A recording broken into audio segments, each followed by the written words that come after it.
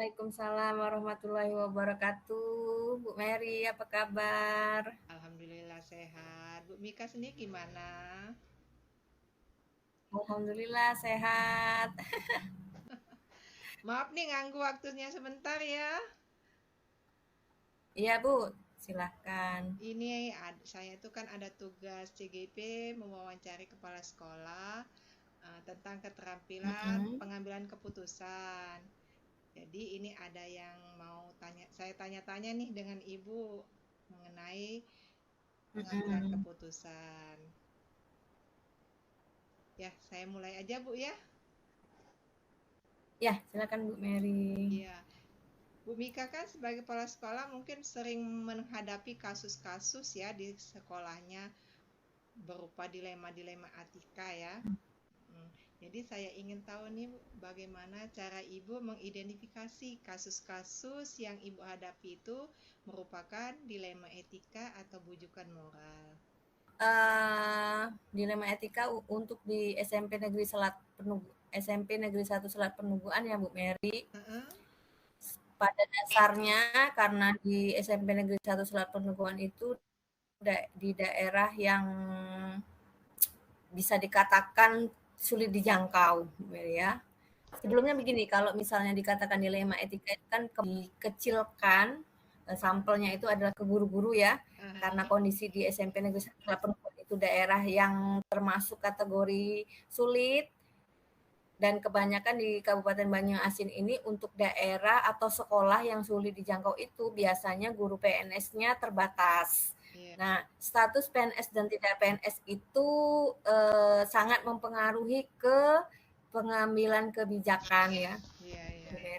yang mudah dijangkau. Biasanya guru-guru PNS-nya lebih banyak dan pengambilan keputusannya juga akan berbeda dengan pengambilan keputusan di sekolah yang mayoritas gurunya adalah tenaga honorer, begitu Bu Mary.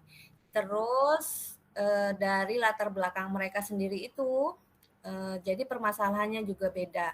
Khusus untuk di SMP Negeri 1 Selat Penuguan, dilema sosialnya adalah bahwa di sekolah kami itu kebanyakan karena tenaga honorer hanya 5 PNS-nya Bu Mary. Sisanya ada 15 guru itu merupakan guru honorer.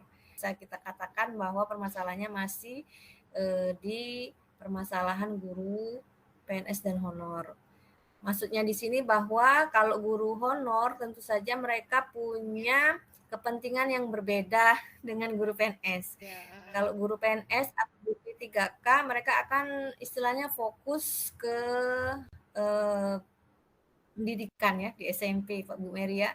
Kalau guru honor kita kan terutama di Kabupaten Banyuasin ini masalah honor jumlahnya saja kan sudah bisa jadi alasan mereka untuk tidak terlalu fokus dengan pembelajaran di sekolah. Itu yang jadi dilema bagaimana saya sebagai pimpinan di sana membuat motivasi antara guru yang honor dan yang PNS motivasinya untuk pembelajaran di kelas sama-sama tinggi gitu. mm-mm.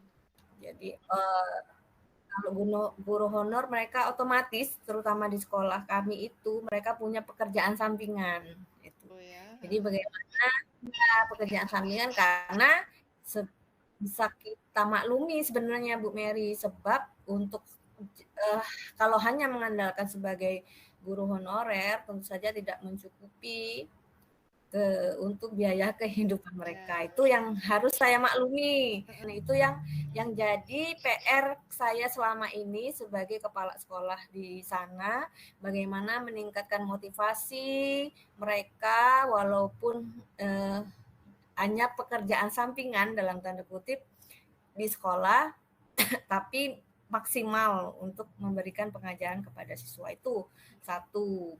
Kemudian juga untuk guru-guru PNS-nya di sekolah saya itu kebenaran senior semua Bu. Motivasi yang perlu kita giring Mm-mm. karena bagi mereka kalau sudah usia yang sudah guru senior, Iya. mereka akan sulit kita ajak untuk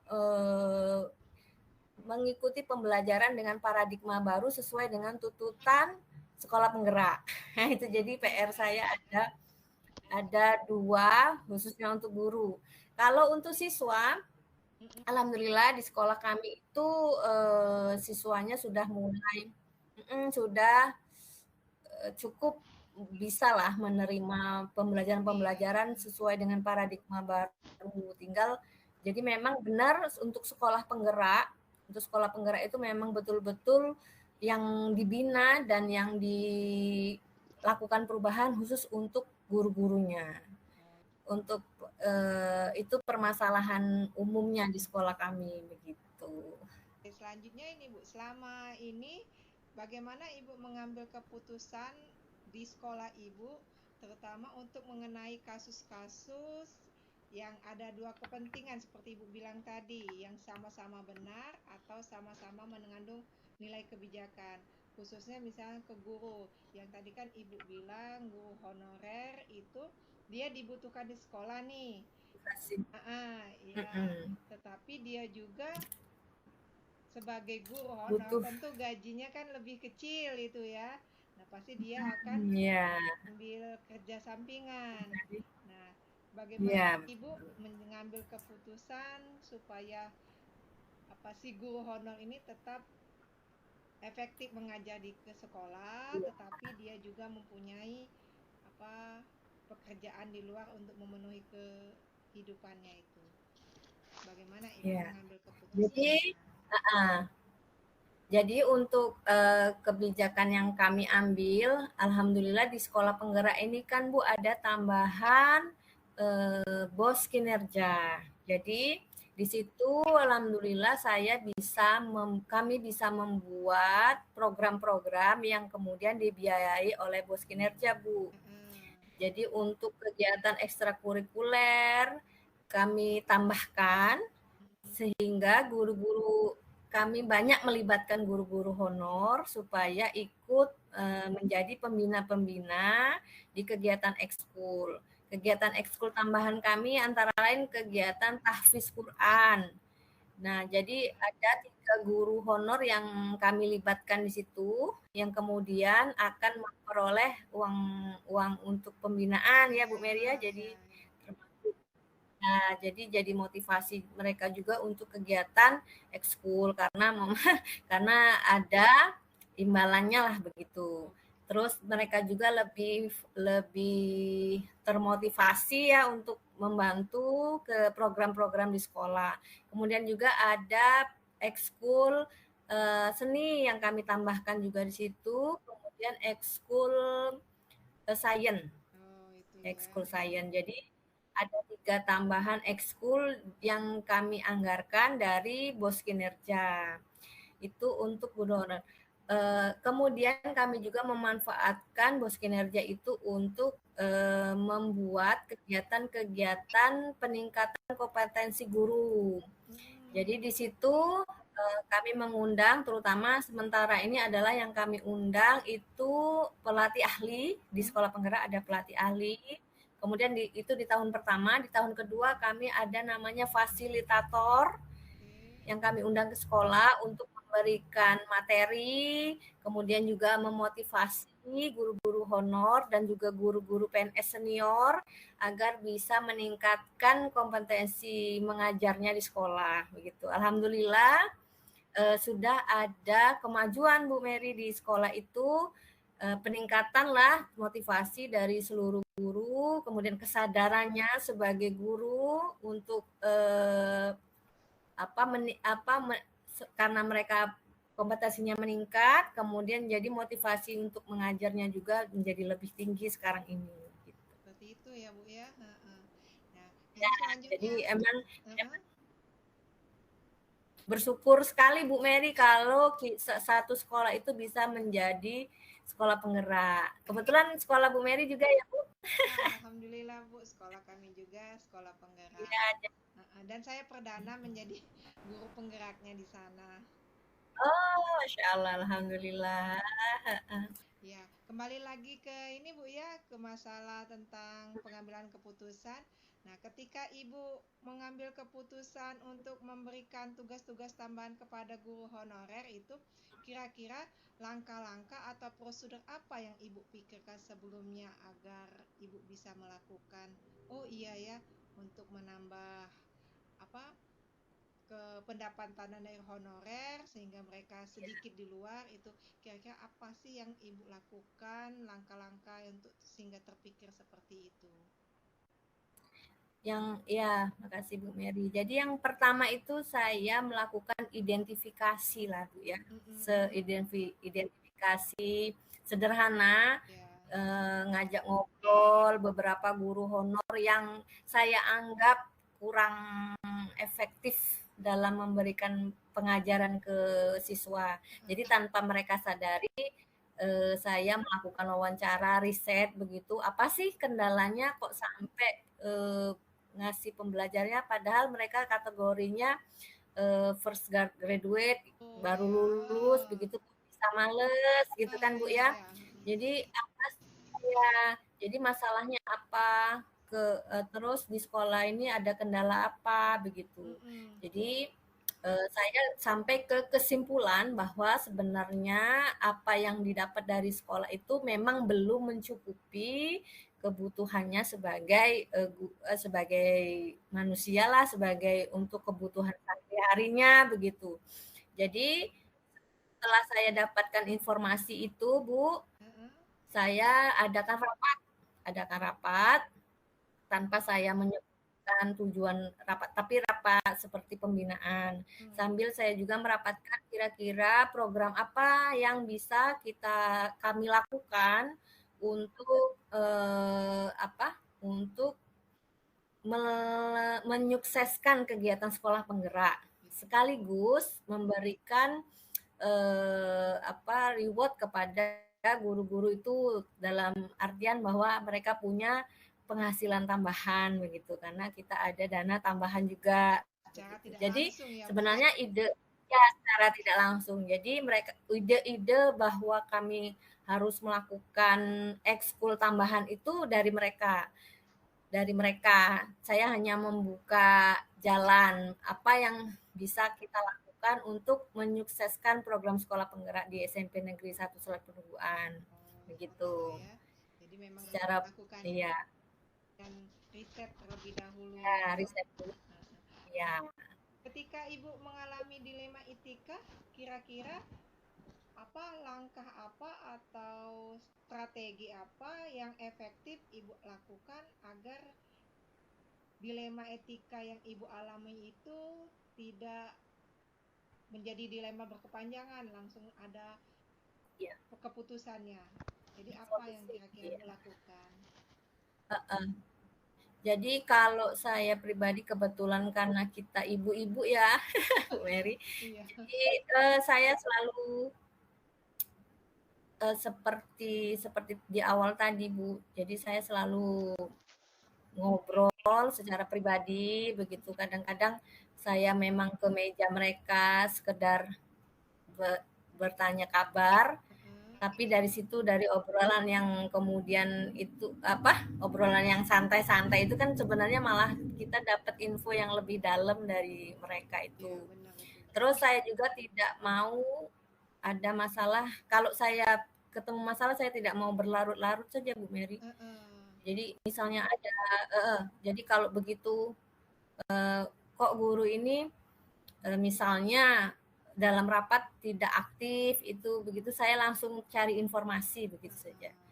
Jadi kalau dalam sudut pandang saya sebagai kepala sekolah, alhamdulillah saya dan seluruh individu guru-guru di sekolah terbuka itu saja Bu. Jadi alhamdulillah tidak pernah ada permasalahan. Kemudian program yang bisa kita lihat bahwa tidak ada masalah itu bahwa kalau kita ada kegiatan, mereka semua ikut serta itu saja Bu. Jadi misalnya kami melakukan kegiatan gebiar project begitu. Dari situ kan beberapa project P5 Bu ya. Kalau kan dari situ kita bisa memantau teman-teman guru mana yang aktif terlibat atau tidak begitu. Jadi yang tidak misalnya tidak aktif berarti kita bisa kategorikan ada permasalahan apa begitu. Jadi Nah, nanti diajak setelah ngobrol, dicari kami solusi. langsung ya jadi kita langsung tahu Iya, oh ini tidak aktif berarti udah ada masalah apa begitu. iya. Langsung setelah itu kita ambil tindakan gitu. Jangan saya selalu bilang juga kegiatan-kegiatan rapat itu saya selalu bilang bahwa kita perlu komunikasi, perlu kerjasama, bahwa sekolah itu tidak bisa maju hanya di tangan pimpinan saja ya Bu ya, tapi harus Ada kolaborasi kolaborasi, antara kepala ya. sekolah, guru, dan komite sekolah gitu-gitu juga seluruh siswa. Jadi itu yang terus saya lakukan sampai sekarang gitu. Wah, sudah baik sekali Ibu ya, itu pengambilan keputusannya. Iya. Kira-kira tantangan apa Bu Allah. kalau ketika melakukan pengambilan keputusan, tantangan yang paling berat apa yang Ibu alami ya Iya. ketika melakukan pengambilan keputusan pada kasus-kasus dilema etika tersebut?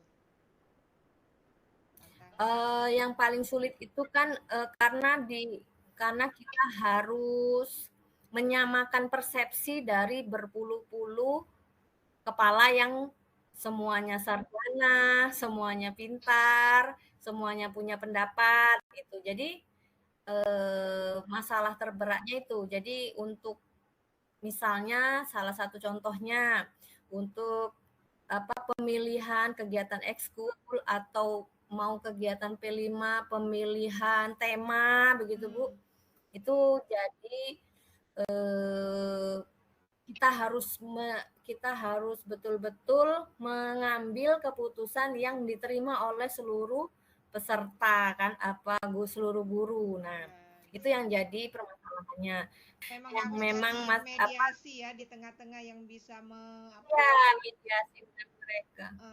jadi penengah. Karena mereka merasa ya yang senior ini kan merasa pendapatnya harus Dituruti. didengar begitu Ya, ya. Ya dituruti. ya. Kemudian yang junior ini punya ide-ide yang baru yang seniornya belum terlalu kenal. Itu masalah ini Sangat timbul karena kami ini ya lokasinya saja Bu. Kalau misalnya guru-guru senior tapi berada mungkin di daerah yang perkotaan, mungkin pola pikirnya beda. ya, Iya. betul sekali itu. Iya Tempat tinggal itu. mempengaruhi ya. Iya. Jadi itu saja cuman membuka persepsi yang sama begitu menyamakan persepsi antara yang senior dengan yang junior begitu. Selanjutnya kira-kira kalau misalnya ada kasus ini Bu ya, biasanya Ibu dalam menyelesaikan kasus-kasus tersebut menyelesaikan secara langsung atau nanti dulu deh dijadwalkan dulu misalnya itu. Jadi kalau misalnya ada kasus-kasus itu, kalau Ibu sendiri dalam mengambil keputusan langsung diselesaikan saat itulah atau memerlukan waktu untuk menyelesaikannya? Ya kalau saya Bu, saya lakukan pendekatan dulu. Kalau misalnya saya seperti melihat ini sudah enak belum diajak ngobrol kayak itu Bu. Lihat situasi Walaupun ya. Ya lihat situasi kan. Misalnya misalnya salah satu contoh misalnya kami ada kegiatan kemudian saya lihat ada guru yang kurang aktif ya dengan kegiatan itu tentunya saya tidak akan langsung mengambil keputusan apa-apa dulu saya akan cari tahu dulu permasalahannya apa begitu misalnya contoh yang untuk tadi yang guru honor untuk yang PNS senior ini sebagai manusia kan saya juga sedikit emosi lah misalnya saya menganjurkan mereka ayo Bapak Ibu ikut tes ini ada tes sekolah penggerak ada seminar-seminar online ya Bu ya seminar-seminar online itu kan saya harus nyampaikan diikuti nah itu untuk guru-guru yang senior ada beberapa misalnya itu laju silahkanlah yang muda-muda kami tidak perlu begitu ya silakan. Nah itu kan sebagai pimpinan manusiawi saya sedikit kecewa lah. tapi saya tidak akan langsung misalnya Bapak harus ikut, Ibu harus ikut begitu. Saya akan untuk pertama, kedua saya akan memaklumi dulu. Mungkin karena ini hal baru, mereka wajar-wajar saja tidak langsung bisa menuruti begitu. Iya. Karena mereka menganggap itu jadi pekerjaan tambahan kan Bu ya, jadi Iya. menambah rutinitas mereka yang sebenarnya mereka tidak perlu lagi begitu Bu. Oke. Nah jadi untuk mengajak mereka ikut kegiatan webinar itu perlu komunikasi yang Baik. berkali-kali begitu. Itu ya. Ya, jadi ya, Oke. kembali ke pertanyaan Ibu tadi, bagaimana saya mengambil keputusannya, menyelesaikannya itu tidak langsung saya lakukan, saya coba memahami dulu masalahnya itu. Setelah itu baru saya carikan solusinya. Baru diambil keputusan ya Bu ya. Ya, baru cari bagaimana cara supaya mereka ikut begitu. Iya. Salah satu contoh. Oke. Terus Bu, menurut Ibu sendiri kira-kira ada nggak orang atau faktor apa yang membantu Ibu untuk mengambil keputusan? Misalnya ada yang lebih senior memberi masukan atau bagaimana? Apakah ada? Ya, tentunya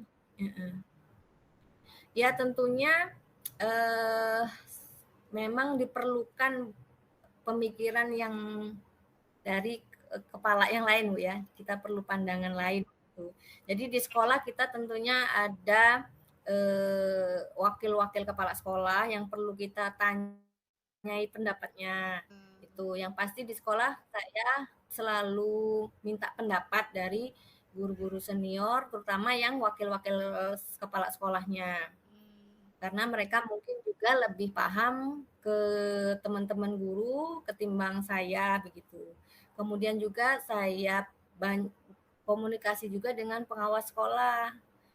Karena pengawas sekolah tentu saja punya pengalaman yang lebih banyak dibanding saya begitu. Jadi memang untuk beberapa keputusan-keputusan saya minta pendapat dulu ke wakil kepala sekolah yang pertama.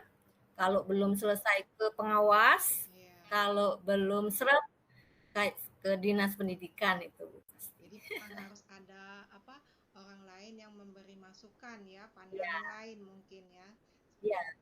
Iya, siapa tahu saya pemikiran saya masih salah begitu kan Bu. Jadi harus ada yang bisa membenarkan atau menyetujui atau tidak menyetujui apa yang saya pikirkan untuk pengambilan keputusan misalnya. Oke Bu, sebelum kita akhiri Bu ya, saya pengen tahu nih dari segala keputusan yang pernah Ibu ambil, pengalaman-pengalaman Ibu menghadapi kasus, kira-kira ada nggak tips nih dalam pengambilan keputusan itu seperti apa yang baik menurut Ibu? Jadi bisa saya bisa ambil itu. Jadi apa sih menurut Ya, jadi yang misalnya itu ya selama ini yang dipakai supaya jadi yang pertama pengambilan keputusan itu Bu harusnya memihak kepada lebih banyak pihak begitu. Kebaikan Jadi orang lebih banyak berarti Bu ya. Orang yang lebih banyak karena kalau kita harus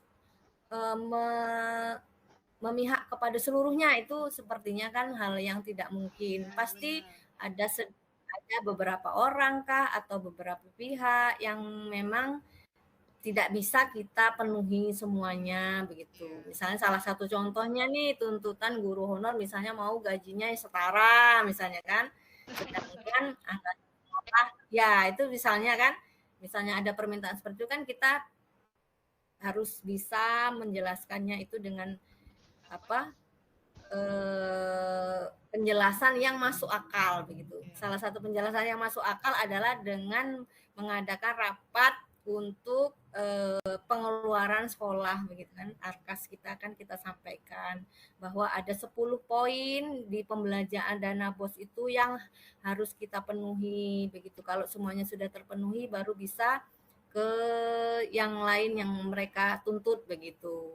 Jadi memang pengambilan keputusannya itu kita yang pertama ya harus memenuhi memihak kepada yang paling penting begitu. Ada lagi Bu, itu kira-kira tips yang lain selain memihak kepada Yang kebaikan kedua murid? itu jadi yang kedua kita harus paham dulu Bu, apa yang jadi prioritas-prioritas di sekolah itu kan. Kalau kita paham, kita bisa memberikan penjelasan untuk misalnya ada kondisi-kondisi tertentu kan, misalnya ada dilema tadi, Hmm? istilahnya kalau kita bisa memberikan penjelasan yang logis, tentu saja permasalahan itu tidak akan timbul, jadi paham gitu. Oke. Jadi yang pertama mengetahui tahu ilmunya, tahu ilmunya, kemudian keputusannya itu memihak kepada eh, yang paling banyak, ya, Oke. pihak yang paling dominan, ya. Terutama sih untuk tujuan sekolah itu sendiri, visi misinya itulah, Oke. visi misi sekolah kita apa. Wah, ternyata untuk mengambil keputusan seorang kepala sekolah itu tidak mudah ya, Bu. Banyak hal yang harus Udah, dipertimbangkan dan diperhatikan. Apalagi terutama untuk mengakomodir semua kepentingan orang banyak ya, bukan satu pihak atau. iya betul. Oke, Bu Mika, terima kasih untuk waktunya dan ilmu untuk saya. Terima kasih waktu. Semoga membantu Bu Mary. Ya, sangat membantu Bu untuk Sekali lagi khusus. Sekali lagi tentu saja apa yang kita obrolkan belum tentu semuanya bisa diterapkan di semua sekolah loh, Ya, karena ini kita bicarakan di di sekolah saya paling begitu. tidak Semoga bisa ada membantu. ya pertimbangan-pertimbangan ketika mengambil keputusannya itu loh Bu yang akan Ya, dipelajari. betul. Oke, terima kasih atas waktunya Bu Ya, Mika. Terima kasih, saya akhiri. iya Bu Mary. Assalamualaikum warahmatullahi Semoga wabarakatuh. sukses Bu Mary, lancar pendidikannya. Terima kasih Bu. Assalamualaikum. Waalaikumsalam warahmatullahi wabarakatuh.